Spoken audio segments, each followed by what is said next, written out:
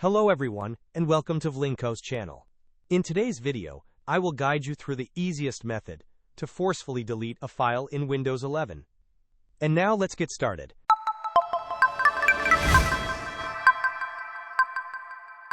Sometimes, files on your Windows 11 system can become stubborn and refuse to delete through the normal process. This is where a simple yet effective trick comes into play.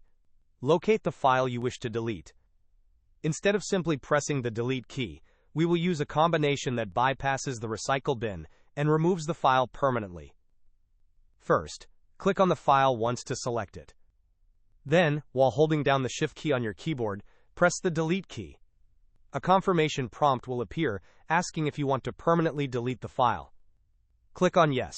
This action will ensure the file is deleted directly from your system, without it being sent to the recycle bin. Hope this was helpful.